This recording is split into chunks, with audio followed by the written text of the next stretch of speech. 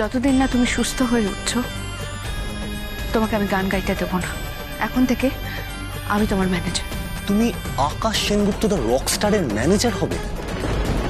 ওর খবরদারি আমি সহ্য করবো না। ওর বসিং আমি মেনে নেব না, কিছুতেই না। আমার কথাটা মিলিয়ে নিও রুচিরা। আকাশ নেশা করবেই, আর ও যদি নেশা না করে তাহলে আমিও আমার নাম পাল্টে ফেলবো। কিন্তু আমরা কি করব? আলো তো বলেই দিয়েছে যে ভাইয়ার কোনো দায়িত্ব তোমাকে দেবে না। আরে না দিক মরে গেছে দায়িত্ব, আমি নিজে চাইও না দায়িত্ব। যে খেলাটা শুরু করেছে আলো, সেই খেলার ইতি টানবো আমি, নিলয় সেনগুপ্ত। কিন্তু সেটা কি করে হবে? আলো তো বলেই দিয়েছে ও আমাদেরকে ভাইয়ার ধারে পাশে ঘেঁষতে দেবে না। দরকার নেই ধারে পাশে ঘেঁষার দরকার নেই। আমরা যেটা করার দূর থেকে করব, আড়াল থেকে করব।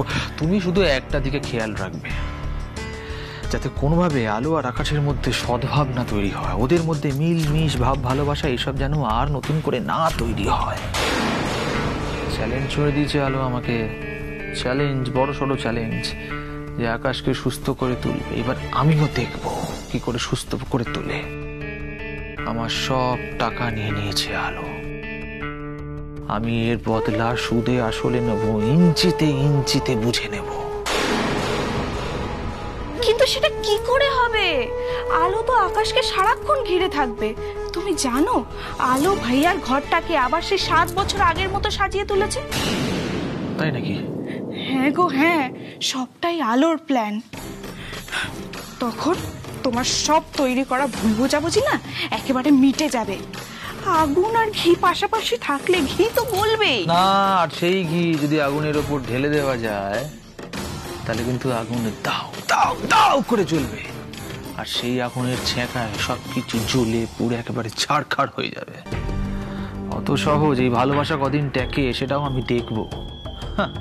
আসল কথা কি জানো তো রুচিরা, এই নেশা বড় খারাপ জিনিস।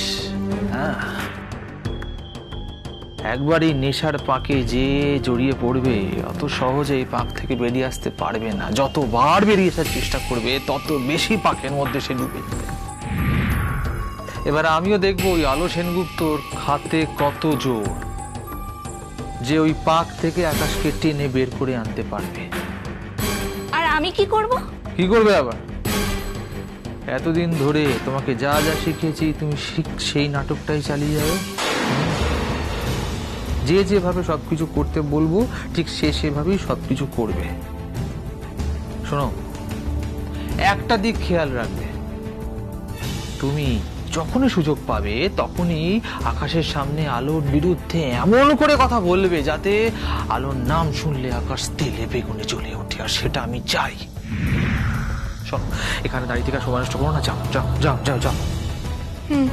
এক্ষুনি যাচ্ছি। আলো সেনগুপ্ত, তুমি অনেক বড় স্বপ্ন দেখে ফেলেছো, অনেক বড়। আকাশ শো করবে, তুমি আকাশের ম্যানেজার হবে, সব টাকা নিজের কুক্ষিগত করবে। কিন্তু না না, তোমার এই স্বপ্ন পূরণ আমি হতে দেব না, কিছুতেই না। এই টাকার অধিকার তুমি কোনোদিনও পাবে না, আমি পেতে দেব না। And this is my challenge to you. Open challenge.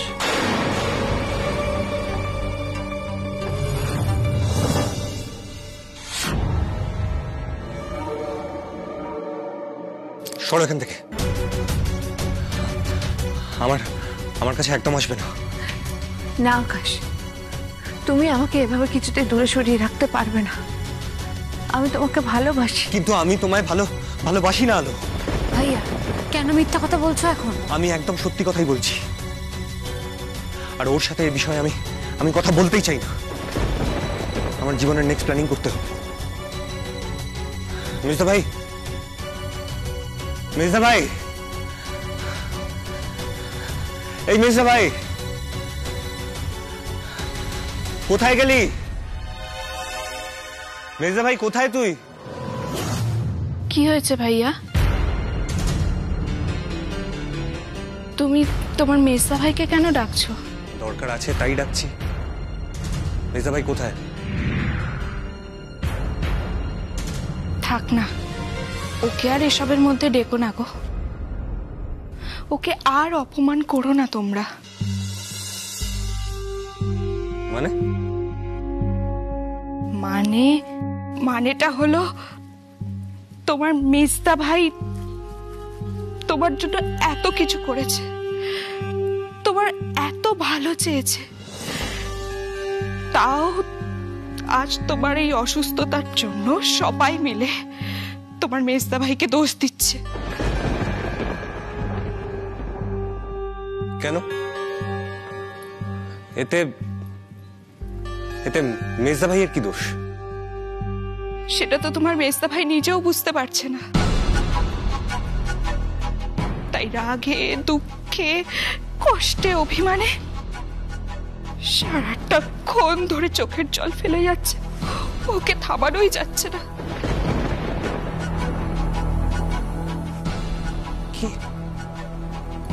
কিন্তু কে মেজদা ভাইকে অপমান করেছে? কে আবার? তোমার ওই বউ আলো।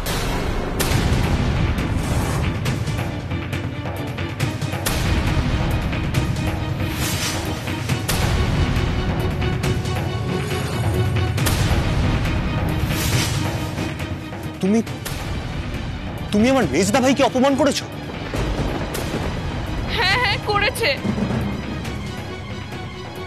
আর এটাও বলেছে যে এখন থেকে তোমার ম্যানেজার আর মেজদা ভাই থাকবে না, এখন থেকে তোমার ম্যানেজার হবে তোমার বউ আলো।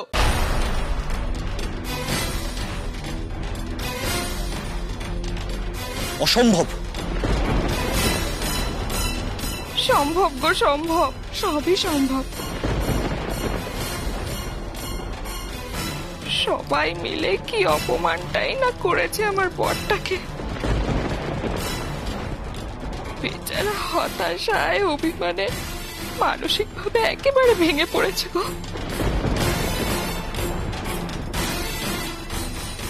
ওকে আর তোমরা ডেকো না।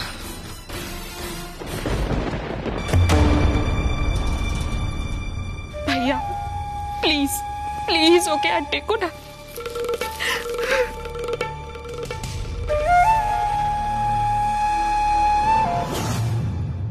কেন আলো? তোমার এত বড় সাহস কি করে হয়? তুমি আমার মেজদা ভাইকে কেন অপমান করেছো? আকাশ, চিৎকার করিস না। দেখ, সবেমাত্র হসপিটাল থেকে এসেছিস, তুই কি আবার অসুস্থ হতে চাস? প্লিজ শান্ত হয় একটু। অসুস্থ হলে হব তো এই মেয়েটা আমার মাথাটা জাস্ট গরম করে দিচ্ছে। ভাইয়া ভাইয়া প্লিজ ভাইয়া একটু শান্ত হও। বলতে দাও বর্তে ভাই, আমিও দেখতে চাই ও ঠিক কতটা ভার বাড়তে পারে। আমি কিন্তু আর একবারও বলবো না। তুমি এখন ঘরে যাবে, গিয়ে ফ্রেশ হবে, খাবে, খেয়ে বিশ্রাম নেবে। আমি খাবো না। খেতে তোমাকে হবেই আকাশ। বর্তি ভাই, আকাশের জন্য সকালে আমি যে চিকেন স্টুটা বানিয়ে রেখেছিলাম সেটা একটু গরম করে দাও তো। হ্যাঁ দিচ্ছি এক্ষুনি। আমি বললাম তো খাবো না। আলবাত খাবে, খেতে তুমি বাধ্য।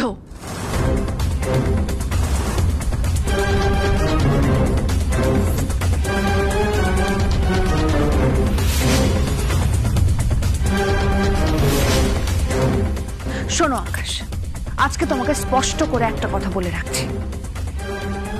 আজকের পর থেকে তুমি যদি আমার কথা না শুনে চলো, তাহলে কিন্তু আমার থেকে খারাপ কেউ হবে না।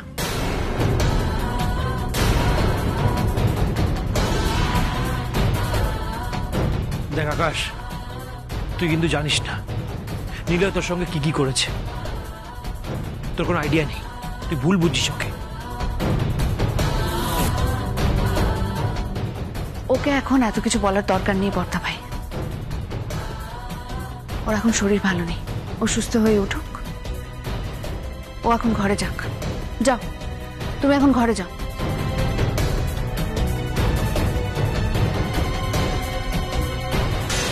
I hate you, Alo. I just hate you.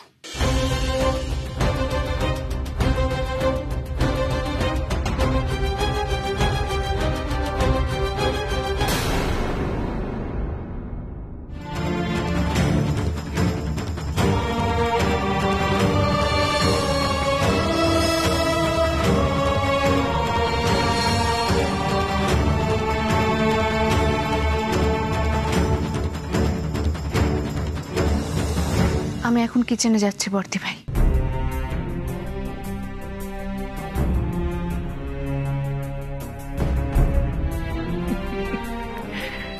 সত্যি হাসছো যে? না মানে আলোই একমাত্র আকাশকে সামলাতে পারে, দেখবে সব ঠিক হয়ে গেছে। তা ঠিকই বলেছ। ওই মেয়েটা ঠিক ভাইয়াকে বুকে ধমকে শাসন করে আদর করে ভালোবেসে ঠিক ভাইয়ার মন জয় করে নেবে, দেখো।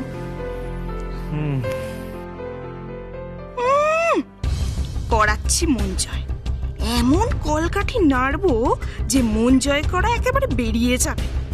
ওই আলোকে আমি কিছুতেই জিততে দেব না, কিছুতেই না।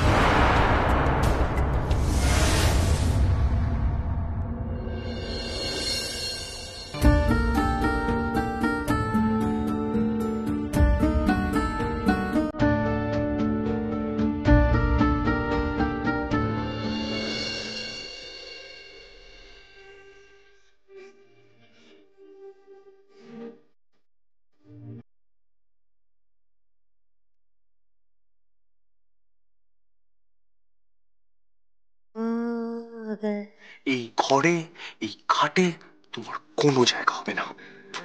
আপনি বোধহয় ভুলে গেছেন আমি আপনার বিবাহিত স্ত্রী, তাই আপনার সমস্ত কিছুতে অর্ধেক অধিকার আমার।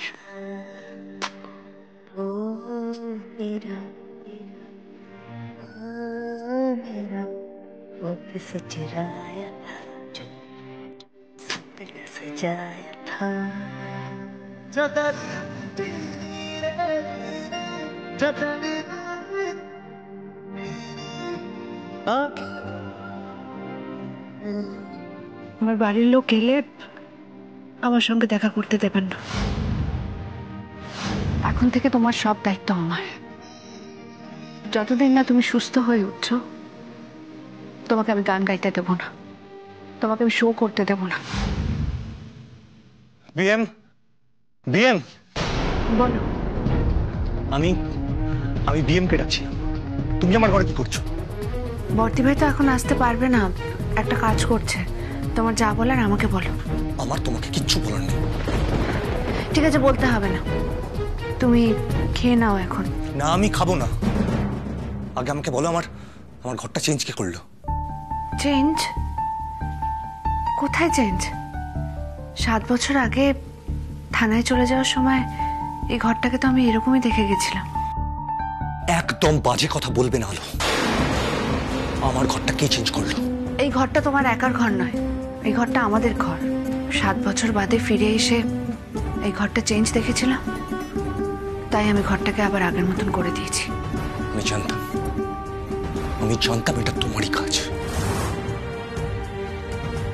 বিএম, দাঁড়াও, কোথায় যাচ্ছ? বিএম কে জিজ্ঞেস করতে চাই, এই ঘরটা চেঞ্জ করার পারমিশন তোমায় কে দিল? আমি তো কারো অনুমতি নিইনি। নিজের ঘর নিজের মতন করে সাজাবো, তার জন্য আবার কারো পারমিশনের প্রয়োজন নাকি? জাস্ট শাট আপ আলো। আমি তো চুপ করেই আছি, তুমি তো আমাকে দিয়ে কথা বলাচ্ছ। How dare you! তোমার সাহস কি করে হয় আমার ঘর চেঞ্জ করার? বললাম না, এই ঘরটা তোমার একার নয়, এটা আমাদের ঘর, তাই এই ঘরটা সাজানোর অধিকার আমার আছে। আর আগেও তো আমি এই ঘরটা সাজাতাম, তখন তো তুমি আমাকে কিছু বলতে না, কোনো রকম বাধা দিতে না। তাহলে আজকে কেন এরকম করছো? কারণ কোনো কিছুই আর আগের মতো নেই আলো। সবকিছু আগের মতন আছে আকাশ, শুধু তোমার নজর বদলেছে, দৃষ্টিভঙ্গি বদলেছে। এর আগে তো তুমি কখনো কোনো কিছুতে বাধা দাওনি, কোনো কিছুতে বারণ করনি, তাহলে আজ কেন বাধা দিচ্ছ? নাকি যে করি হোক তোমাকে আলোর বিরোধিতা করতেই হবে? জোর করে মনের বিরুদ্ধে গিয়েও তোমাকে আলোর ওপর রাগ করতেই হবে, আলোকে কষ্ট দিতেই হবে, প্রমাণ করতেই হবে যে তুমি আলোর উপরে রেগে আছো। তোমাকে কষ্ট দিতে আমার বয়ে গেছে, আর তুমি আবার কষ্ট পাও নাকি? তোমার মন বলে কিছু আছে? নেই না, নেই তো। আমার মন বলে কিচ্ছু নেই। আর তুমি যতই আমাকে কষ্ট দেওয়ার চেষ্টা করো না কেন, যতই আমায় ক্ষত বিক্ষত করার চেষ্টা করো না কেন, তুমি আমায় কষ্ট দিতে পারবে না। বুঝেছো আকাশ সেনগুপ্ত? সত্যি তো। তুমি আমার জন্য কষ্ট কেন পাবে? তুমি আমার কে? তুমি আমার কেউ না। আকাশ, আসতে। চিৎকার কেন করছো? কেন চিৎকার করছো এভাবে? তুমি কি ভুলে যাচ্ছ তুমি একজন হার্টের পেশেন্ট? এভাবে চিৎকার করলে কিন্তু তোমার শরীর খারাপ হতে পারে, তোমার ক্ষতি হবে। কেন বুঝতে পারছো না? হোক হোক ক্ষতি। আকাশ, প্লিজ প্লিজ এভাবে চিৎকার করো না। তুমি কেন বুঝতে পারছো না? কেন বুঝতে পারছো না তোমার ক্ষতি হতে পারে? বুঝতে পারছি না, আর বুঝতে চাইও না। আমি তোমার কোনো কথা বুঝতে চাইও না। আর তুমি বারবার হার্টের কথা বলছো, তাই তো? হার্টটা তো শুধুমাত্র একটা যন্ত্র। হার্টকে চালায় মন। মন যেমন চায় হার্ট তেমনই চলে। আর আমার মনটা তো মরে গেছে, একদম মরে গেছে। তাই হার্ট যন্ত্রটাকে শুধু শুধু চালিয়ে কি লাভ? মন ছাড়া হার্ট কখনো চলতে পারে না। আর আমার হার্টটা থেমে গেলেই ভালো হতো, একদম একদম স্তব্ধ হয়ে গেলে ভালো হতো। আকাশ, খবরদার, খবরদার, আমার কাছে একদম আসবে না। আমার কাছে আসার একদম চেষ্টা করবে না, বুঝেছো? ঠিক আছে, আমি তোমার কাছে আসবো না, কিন্তু তোমার পাশে থাকবো, তোমার যত্ন নেব, তোমাকে সুস্থ করে তুলব। আর এই ঘরটা যেমন করে সাজিয়েছি ঠিক তেমনই থাকবে, অন্তত আমি যতদিন এই বাড়িতে আছি। যতদিন এ বাড়িতে আছো মানে? সেটা তোমার না জানলেও চলবে, বুঝেছো?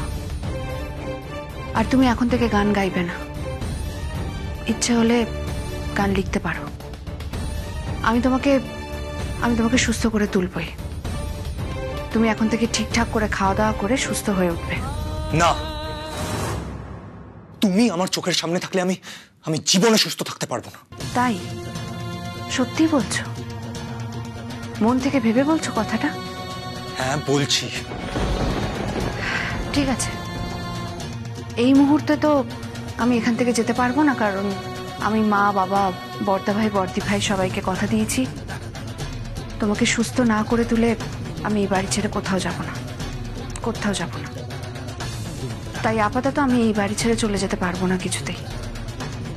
তবে একদিন না একদিন আমি চলে যাব, ঠিক চলে যাব। সেদিনটা কবে আসবে শুনি?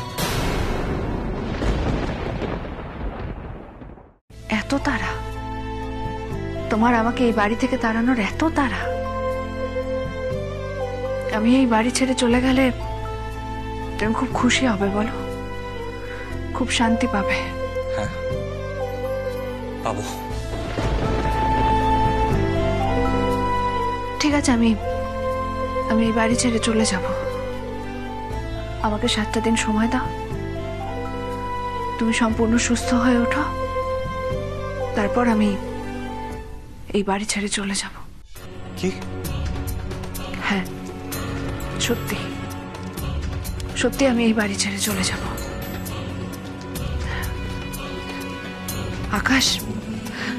আকাশ, যদি তোমার মনে হয় তোমার লাইফে আমি থাকলে তোমার ক্ষতি হবে, তুমি ভালো থাকবে না, তোমার যদি মনে হয় যে তুমি আমাকে মন থেকে খুব ঘৃণা করো, তাহলে আমি এই বাড়ি ছেড়ে চলে যাব। আমাকে 7 দিন সময় দাও, আমি চলে যাব। আমি মাথা ছুঁয়ে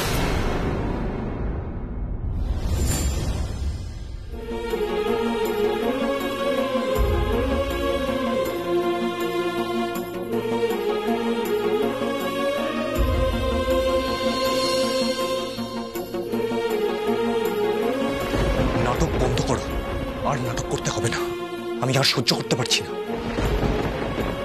তুমি যাও এখন, আমার ঘর থেকে যাও, আমাকে একটু একা থাকতে দাও প্লিজ। যাব, আমি যাব, কিন্তু কিন্তু তুমি তুমি আগে খেয়ে নাও না। তোমার তো রাগ আমার ওপর, তাহলে খাবারের ওপরে কেন রাগ দেখাচ্ছ? প্লিজ খেয়ে নাও। আচ্ছা আচ্ছা, আমি তোমাকে খাইয়ে দিই। না, কোনো দরকার নেই। ঠিক আছে, তোমার খাবারটা আমি এখানে রেখে দিচ্ছি, খেয়ে নিও। বিছানাটা গুছিয়ে দিচ্ছি।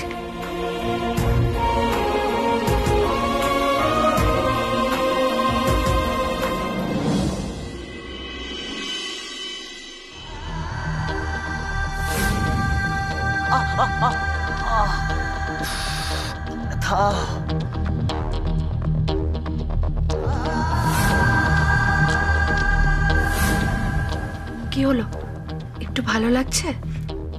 একটু না, অনেকটা ভালো লাগছে।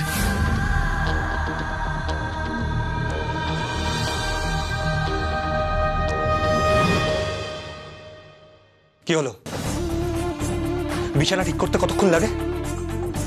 খালি আমার ঘরে বেশিক্ষণ থাকার এক্সকিউজ খুঁজছো, তাই না? যাও এখান থেকে, আমাকে একটু একা থাকতে দাও।